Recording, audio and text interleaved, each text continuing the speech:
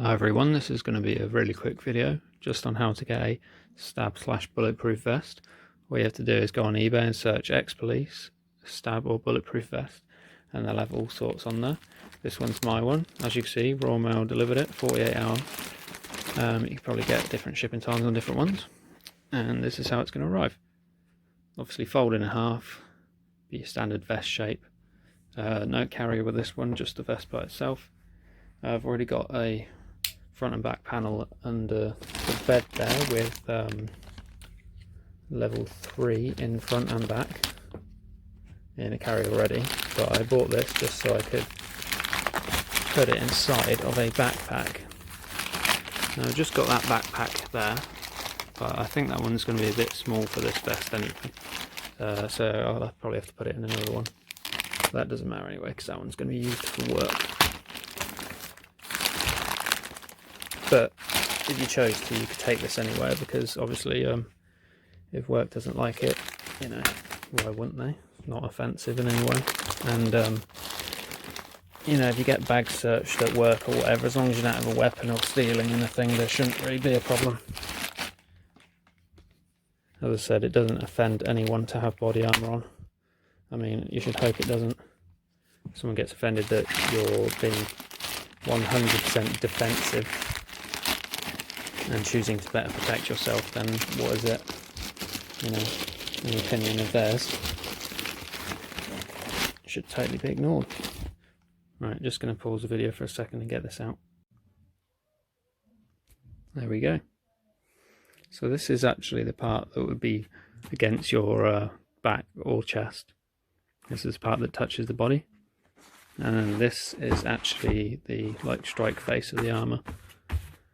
There's no way of me getting inside of this without making an incision, so I don't feel like doing that, but just by hand, definitely feels like Kevlar, but I can't tell what the other part of it would be. The stab resistant part, it might just be like a mail sort of layer, but it might be sandwiched in between. I can't really tell from just feeling it on the hand. I'm sure the stab layer would be on the front, so it would be this side. And from just feeling, it just feels like woven fabric rather than sort of a stab layer, or like metal mesh if anything.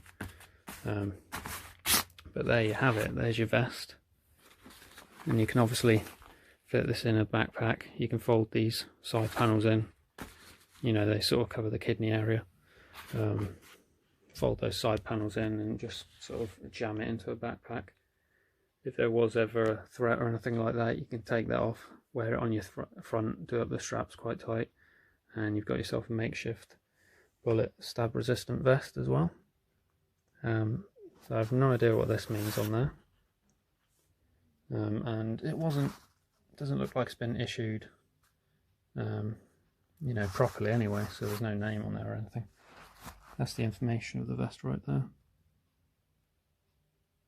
As you can see, label must face away from the body, so this is the side that would get hit. And do not wash insert, wipe insert with a damp cloth. You get that warning on all sorts of body armour, because it actually doesn't work as good if it's wet, because it's a fibrous material that catches the actual bullet that's hitting it.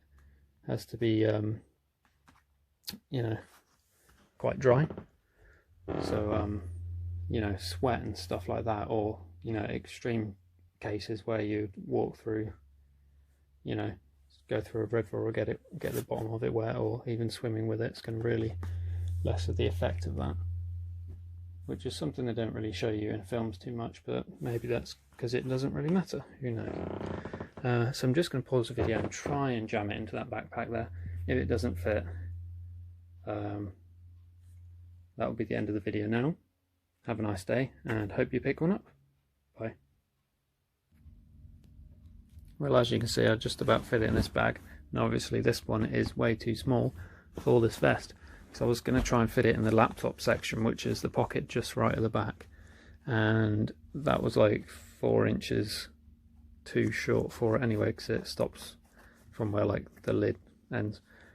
Inside the pocket is a bit too small, but obviously this would work even as a plate carrier if you're not trying to conceal it or anything like that. Putting a vest inside a backpack and strapping onto yourself would definitely work if you really needed it to. You know, you're talking right post-apocalyptic type stuff. If you don't have a plate carrier, it's either duct tape or a backpack for the most part. And I'd much rather have a backpack on. The material is actually going to catch some of the round if it expands and fragments. It's going to catch it if it hits the vest.